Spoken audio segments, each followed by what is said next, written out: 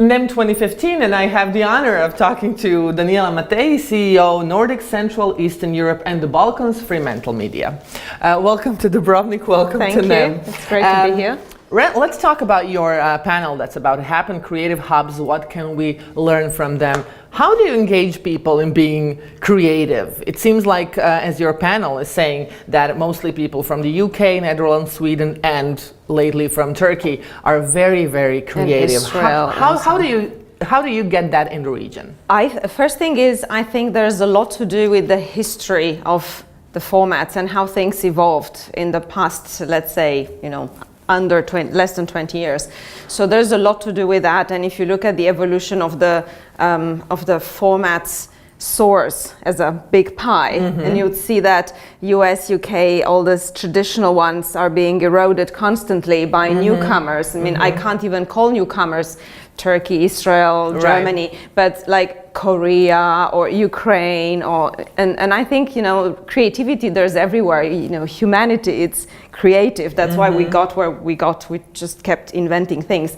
But I think it's mostly about enabling people to be creative. So, providing that environment where they can speak up their minds, come up with their ideas, help put together a pilot or a mood tape, and then of course persistence. When you believe in an idea, you support it, and then you have to have as well the visionary broadcaster who takes the risk. So there's all this alchemy, if you want, and then the brilliant execution, because so many good ideas are ruined easily in execution. So you have to have all this alchemy, and then you have a great product with a track record, and then the story sort of goes and you have a good chance at and the magic selling. happens. And the magic happens. Yeah. When it comes to the audience, especially in this part of the world, we are very, I don't know if you agree with me, very spoiled. We're very demanding. We know what we want, and we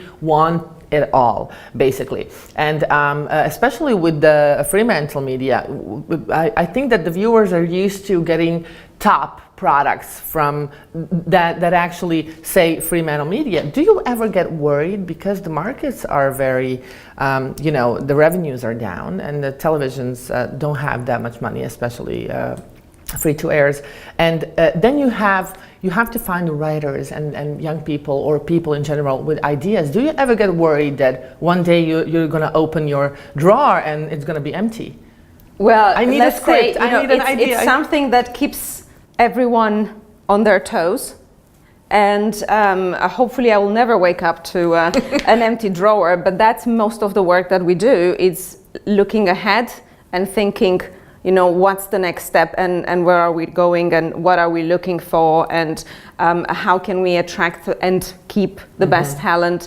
And what you're saying about the viewers in this market is pretty much the same everywhere. Everyone is spoiled for choice, because what did broadcasters do for the past couple of decades? They've been fighting to provide the best. Right. And they raised the stakes. And if you look at programs 5 years ago, they don't look as amazing as they look today. And tomorrow they will look even better. And we have to find solutions to make it fit in the smaller budgets.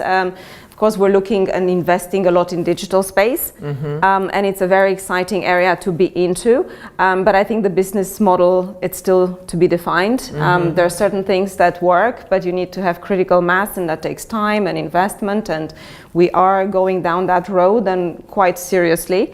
But I think it's going to be, it's going to require patience and persistence. Thank you very much. Sure.